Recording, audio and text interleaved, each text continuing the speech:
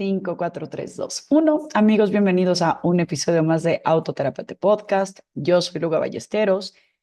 y el día de hoy quiero platicarles de una serie de cosas que han estado pasando por mi mente y mi corazón y estoy tratando de enlazar ambas partes para poder transmitir un mensaje que pueda ser de valor para ustedes y sin duda alguna que a mí también me ayude a transitar por este periodo en particular. Em, Les debo de confesar que este podcast se grabó ayer y salió re mal. No re mal, así que tú digas, híjole, para tirarlo a la basura, pero sí me di cuenta que estaba yo en un lugar pues muy vulnerable, en donde a final de cuentas estaban funcionando más mis emociones, o estaban, vamos a decir, no que funcionando más, como abarcando más bien más mis emociones, más allá que mi manera de estructurar ideas. Y si bien me parece que agrega mucho valor poderles hablar desde el corazón, como siempre busco hacerlo, por más que sea una cuestión teórica o haga referencia a algún libro, alguna película o lo que sea, pues me gusta que siempre se entienda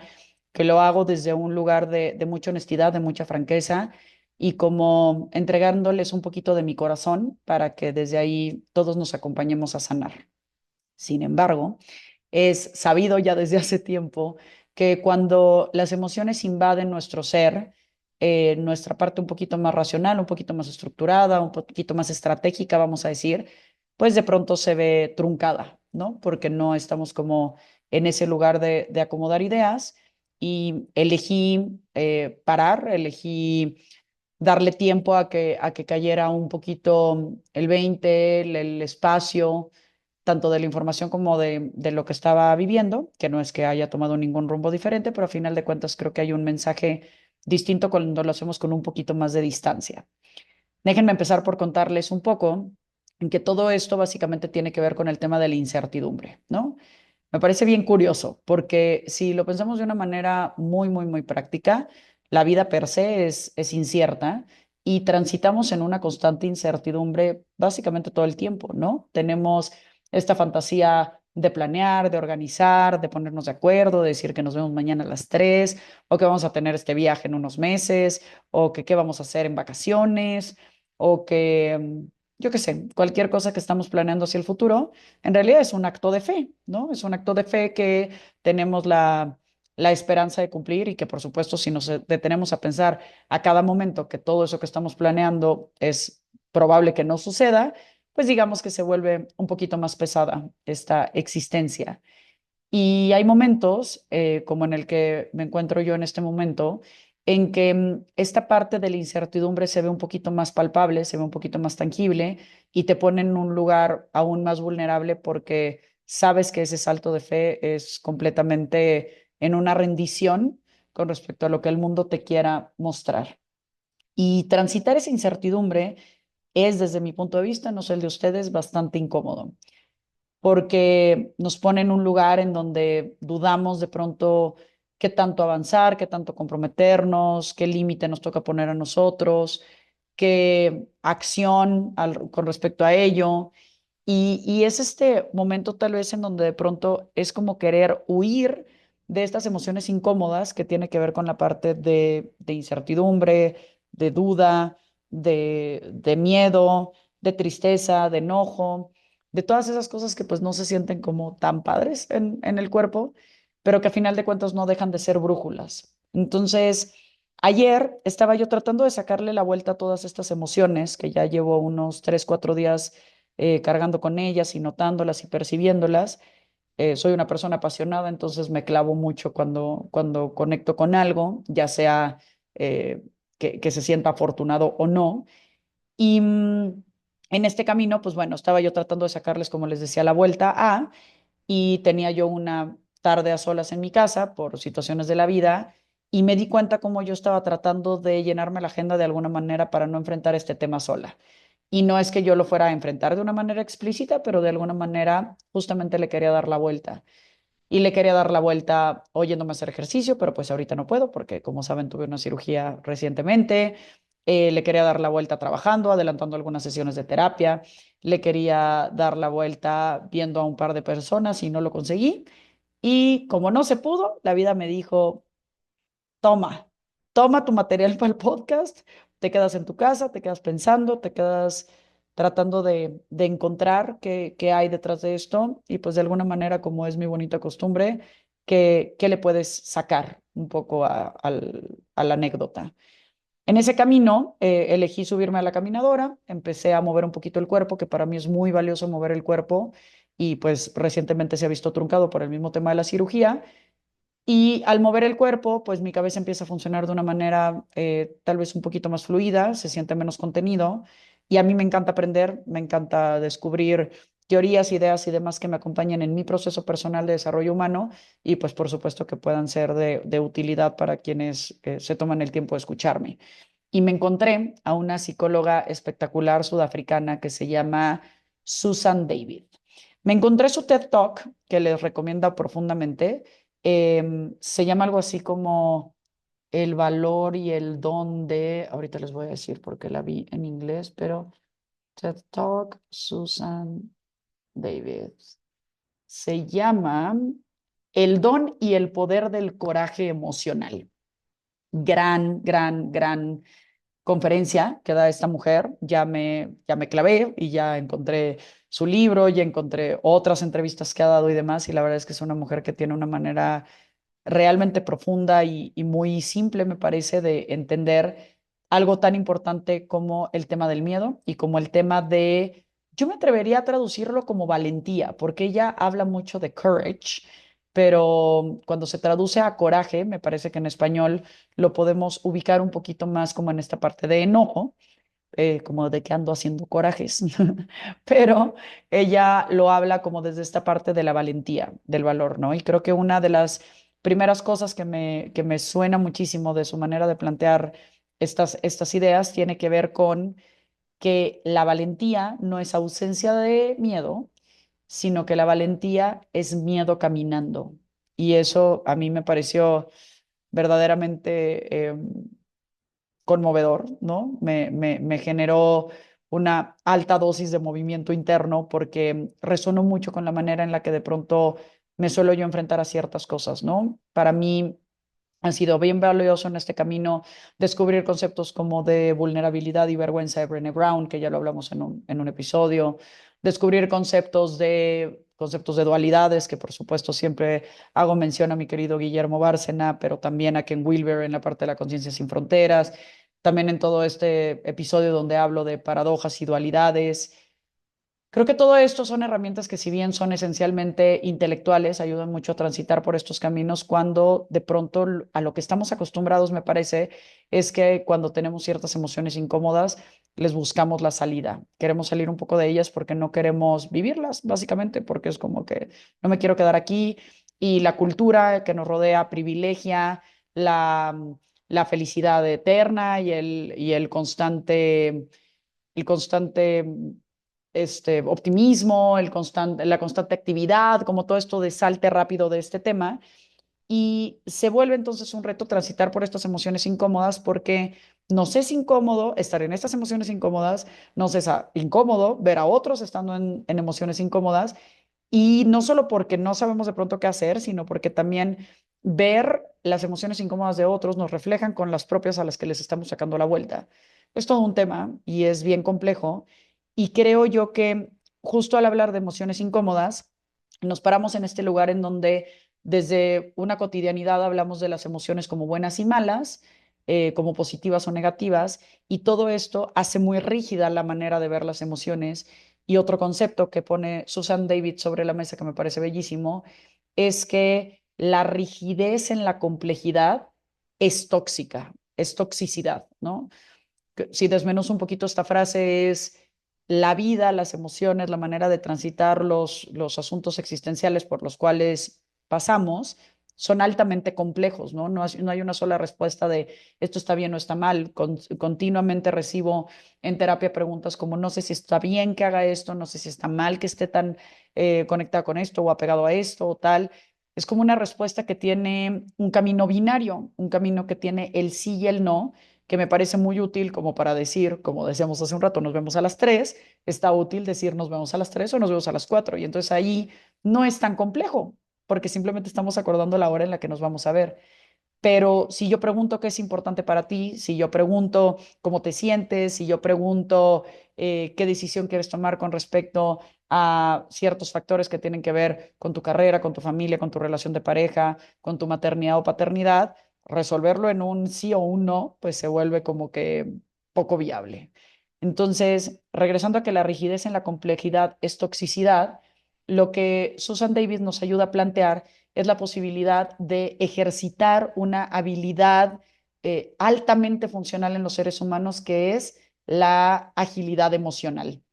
La agilidad emocional surge como mucho más a flote, no estoy segura de cuándo sean sus estudios, pero a partir de la pandemia y desde esta parte en donde a final de cuentas se nos acorrala en lugares muy complejos para plantearnos desde un lugar en el que estamos muy inciertos, con la incertidumbre realmente en nuestras narices y cómo le vamos a hacer para enfrentarlo de una manera más ágil. Paradójicamente, cuando estamos en emociones incómodas, nos vamos a sacarles la vuelta, por lo cual nos hacemos poco ágiles. Esta mañana estaba con una muy querida paciente mía platicando acerca de cómo vamos desarrollando ciertas habilidades físicas, tema que además traté con Denise Elaya, que entrevisté para un podcast dentro de un par de entrevistas que les va a encantar. Es una ultramaratonista que nos cuenta su historia alrededor del tema y está de verdad padrísima esa entrevista. Hablábamos de cómo vamos desarrollando diferentes habilidades físicas, emocionales, mentales y me atrevería a decir también espirituales. Y cómo para el desarrollo de cualquiera de estas habilidades se requiere incuestionablemente de una práctica continua y de generar, voy a poner comillas al aire, cierto músculo para irnos haciendo, pues valga la redundancia, más ágiles con ello. No creo que nadie se imagine, si tiene poca flexibilidad, alcanzar a hacer un split si de pronto nada más ve cómo se hace. Tampoco me imagino una persona que crea que solamente con ver cómo alguien toca la guitarra o como alguien que sabe muchas matemáticas o algo así que tenga que ver un poquito más con la mente, pueda simplemente hacerlo porque ya lo vio. Y la agilidad emocional es una parte particularmente retadora porque tenemos la noción mal entendida de que saber de emociones o de que entender qué emoción estoy sintiendo o entender el camino en donde estoy o qué es lo que tengo que desarrollar, habilidades emocionales tales como la paciencia, el establecimiento de límites, la escucha, la expresión emocional, la contención emocional, todas esas habilidades que a final de cuentas radican en lo emotivo y si bien por supuesto se ven eh, catalizadas o catapultadas también por la parte física o por la parte mental, a final de cuentas pues son habilidades esencialmente emocionales. Entonces yo percibo una enorme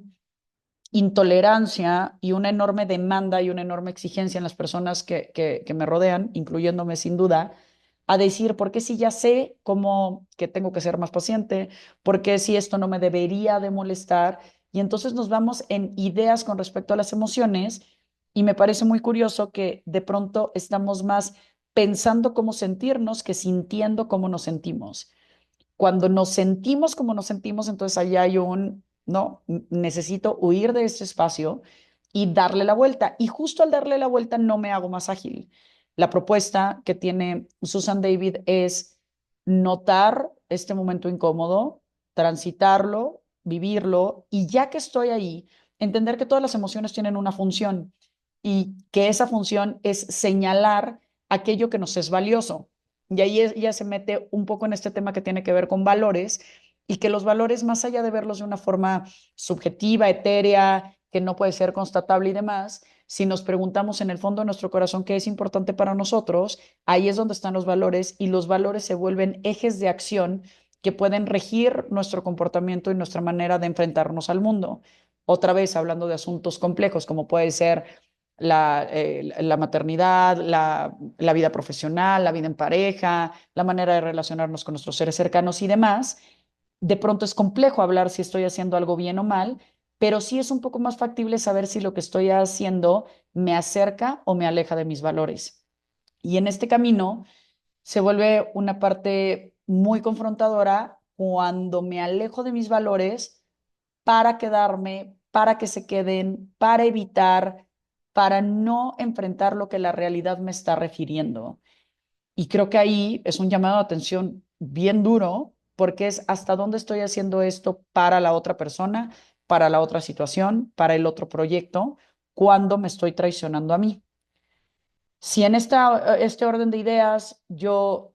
tengo una circunstancia que es un estímulo, ese estímulo me provoca una emoción, esa emoción me provoca incomodidad, me quedo un poco en la incomodidad tratando de percibirlo y nombrarlo. Al nombrarlo, entiendo cuál es su probable función, al entender su función, contacto con mis valores y desde esos valores puedo tomar cierta ruta, cierto camino, cierto plan, entonces puedo usar a mi favor y puedo hacerme más ágil en enfrentar esto.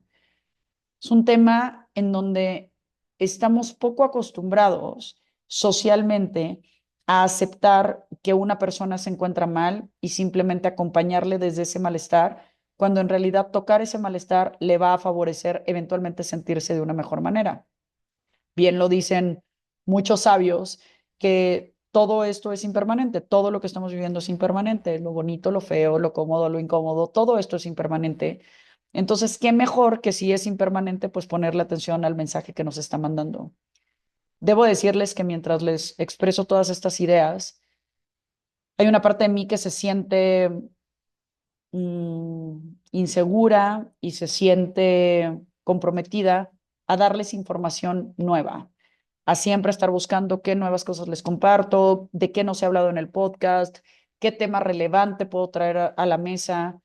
Y me atrevo a decir que si bien muy probablemente si ustedes tienen tiempo siguiendo mi podcast y yo misma al escucharme, tal vez esto que les estoy diciendo no es nuevo, no deja de ser importante trabajar porque desde mi punto de vista, cada vez que la vida nos vuelve a sentar a decirnos, órale, póngase atención, entonces hay que revisitar todas esas habilidades, circunstancias o cuestionamientos que nos vienen a la mente que no son necesariamente finitos. Hace tiempo hablábamos de los procesos existenciales versus los prácticos en el episodio donde hablo de reconectar con la motivación. Y creo que si conecto 3, 4 episodios de los que he venido armando con el paso del tiempo en el podcast, este podría ser un ensamble de ellos desde sumando la mirada de Susan David. Sin embargo, me parece que no deberíamos dejar de lado que saber algo no es lo suficiente para estarlo aplicando con constancia y que además van a haber materias que vamos a volver a cursar sí o sí, porque son materias de la vida y porque cuando me vuelvo a poner en este lugar en donde se parece un poco a algo que viví, es de pronto imposible hacer como que es una experiencia completamente nueva. Estamos en un mundo de tanta información, de tantos recursos, de tantas teorías. Un ChatGPT que es una maldita locura que le puedes preguntar cualquier cosa y te resuelve la vida. Y es un poco como, ok, existe todo eso, pero pues luego hay que caminar, ¿no? Estaba leyendo a Alan Watts en Más allá de tu mente y él estaba retomando un aforismo zen. El zen es una rama del budismo que tiene esta parte filosófica preciosa que nos pone a pensar y como buen tema existencial, como buen tema espiritual, nos pone a pensar sin una respuesta tangible. Y entonces el discípulo le pregunta al maestro cuál es el Tao, es decir, cuál es el camino, y el maestro le contesta seguir caminando. Creo que hay veces que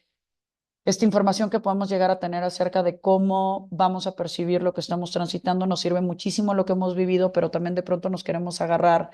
de algo más. Y entonces, pues por eso, cuando estamos en un momento de caos, hay 3 preguntas que nos plantea Susan David que me parecen bellísimas, que es preguntarme quién soy, qué es importante para mí y cómo voy a avanzar hacia ello, porque, insisto, por estas ganas y este apego de quedarme o de huir de lo que me está haciendo incómodo, de pronto puedo perder de vista aquello que me es realmente importante. Es como reformular y deconstruir el concepto que tenemos de fuerza y de valentía y de valor, como desde esta parte de nunca me caigo, sino el enorme valor que existe en decir, no tengo ni idea, necesito ayuda, estoy valiendo madres, porfa, así alzo la mano y necesito un abrazo y me siento profundamente frágil, ¿no? Y creo yo que la fragilidad está profundamente conectado con una de las experiencias más hermosas que podemos vivir como personas. Justamente también Susan David, es que está llena de frases divinas, habla de que la belleza de la vida es inseparable de su fragilidad. Y dándole como un poquito vueltas a esta idea, es como considerar que la flor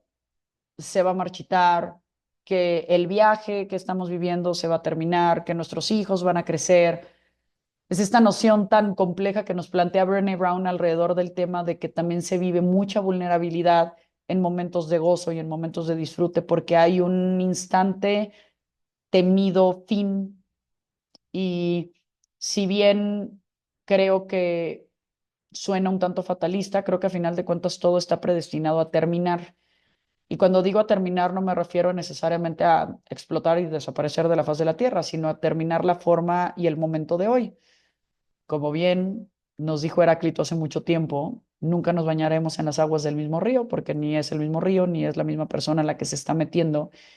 Y creo que contactar con esa impermanencia resulta de vital importancia cuando estamos en momentos de incertidumbre, porque igual ciertos no estamos de nada en la vida, ¿no? Creo que existe una tiranía, una cultura, una demanda absoluta de mantente feliz, sonríe y di que cómo estás, muy bien, gracias. Y hoy en particular me vino un verdadazo, una confrontación bien importante en donde estoy tratando de resolver un asunto importante con respecto a Sophie, mi hija la mayor, porque le está costando trabajo dormir y eso pues nos está implicando tanto a su papá como a mí el reto de ver cómo la acompañamos, ¿no? Y tuve una situación bien importante personal que les quiero compartir con el corazón en la mano que me hizo replantearme varias cosas, ¿no? Y que tiene muchísimo que ver con esta parte emocional. Sofía ayer en la mañana hizo algo que me molestó de sobremanera y por esta parte de racionalizar y de cuidar mi manera en la que la crío y de no ser esta persona explosiva, hiriente, agresiva y demás, contuve muchísimo mi enojo. Más tarde Sofía entró al baño como si nada, me empezó a preguntar algo y a mí me dolió mucho que ella no se disculpara a pesar del enorme enojo que yo sentí. Y entonces le pregunté, oye, ¿de verdad no te diste cuenta lo que me molestó, cuánto me molestó lo que hiciste? Y ella me contestó como, no, no te vi tan enojada. Y entonces hoy que estaba hablando con su terapeuta y le conté esta historia y se lo conté hace un rato llorando mucho, le dije, madres, ¿no? Qué fuerte que este supuesto control que estoy tratando de plantear como una posibilidad de desarrollo emocional tiene también sus desventajas en no estar expresando lo que realmente estoy sintiendo y por lo tanto ella tampoco está sabiendo que está haciendo que puede perjudicar a otros y pues bueno, es un tema de nunca acabar, ¿no? Son estas personas que de pronto creemos que tener un manejo emocional adecuado, si puedo poner comillas al aire con eso, es ser ecuánime todo el tiempo, es que no me vea ni muy enojado ni muy sonriente, que no me carcaje muy fuerte, pero que tampoco llore enfrente de la gente. Y es como esta parte que pareciera que de pronto no me corre sangre por las venas. Y creo yo que eso tiene enormes repercusiones en la manera en la que vamos viviendo nuestras emociones y las estamos conteniendo todo el tiempo. Honestamente, no me considero una persona contenida. Quien me conoce lo sabe. Soy bastante desbocada en las cosas que siento. Y por lo mismo de que soy desbocada, hay veces que como mecanismo de defensa me viene este miedo a decir, híjole, no sé si debo de expresar todo esto que siento cuando siento mucho el amor, cuando siento mucho el miedo, cuando siento mucho el, por favor, ayúdenme. Porque entonces hay esta manera de pronto eh,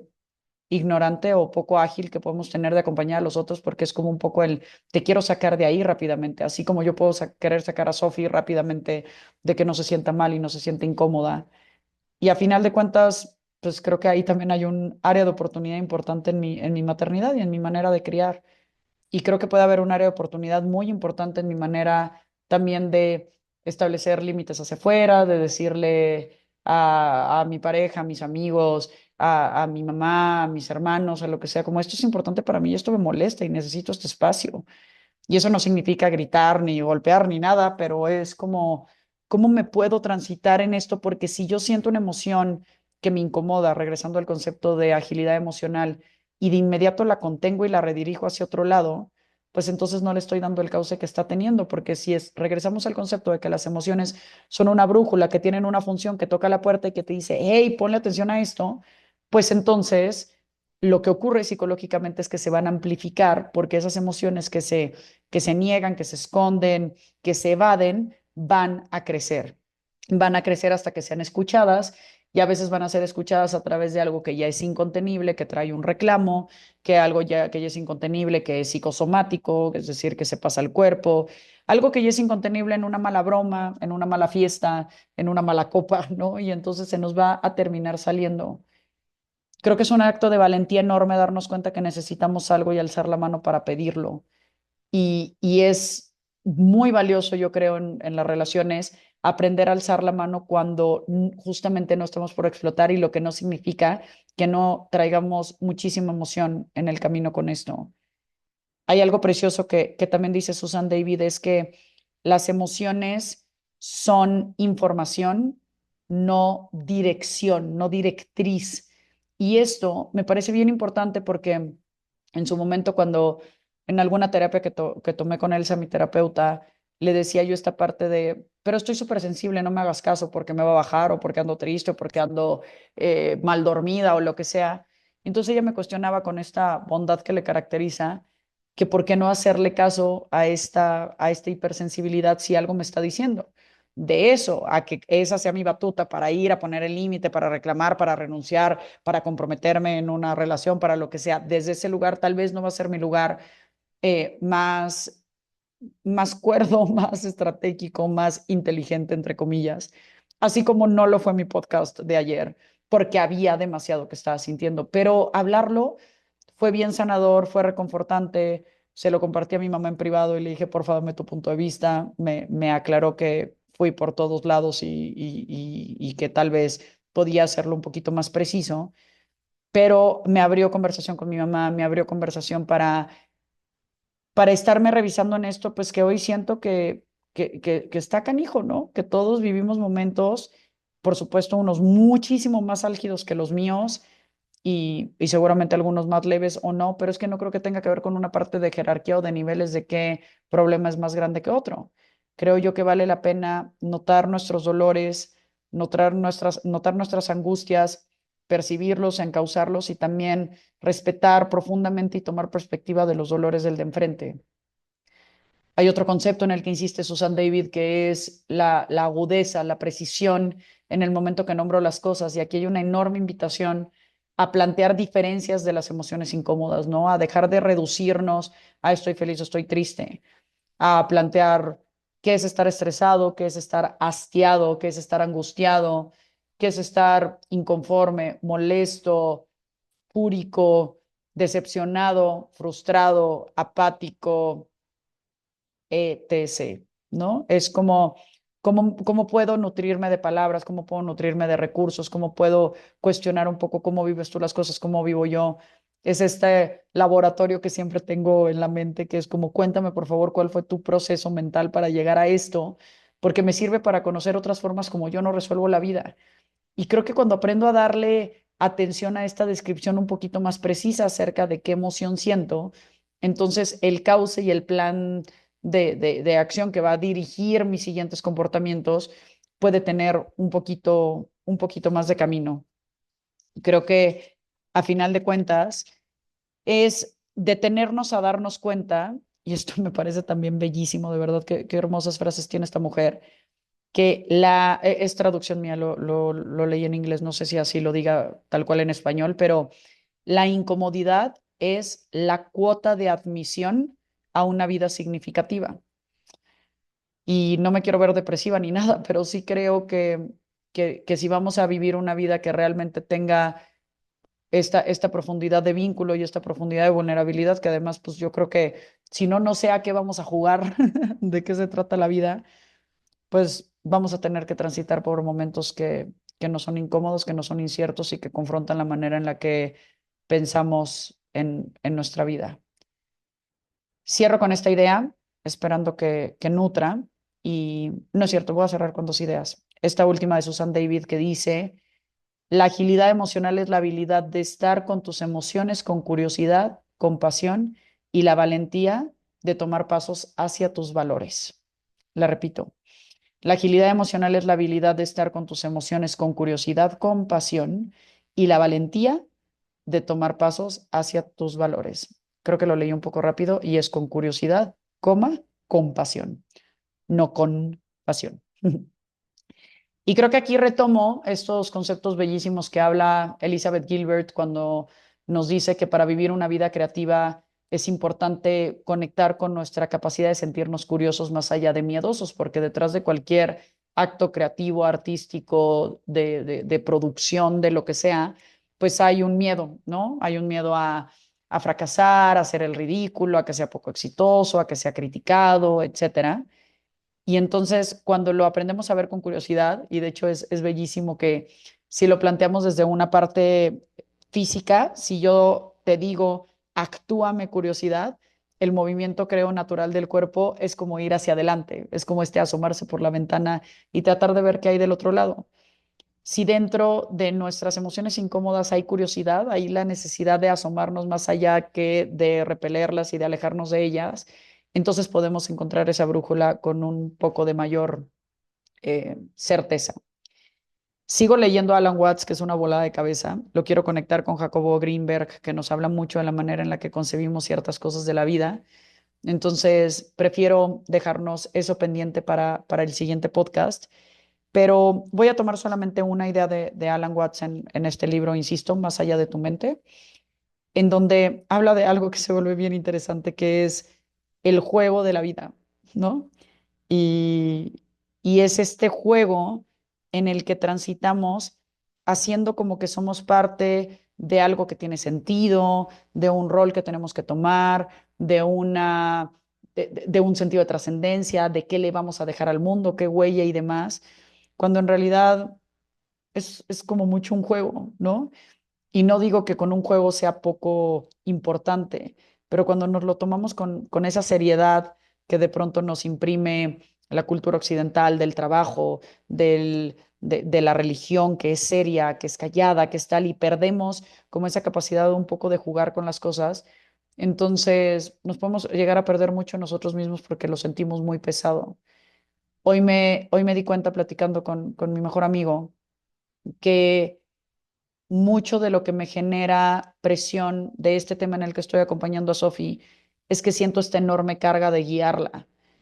y de maternarla y de ser corresponsable de lo que le está pasando. Sin duda alguna, tiene 9 años.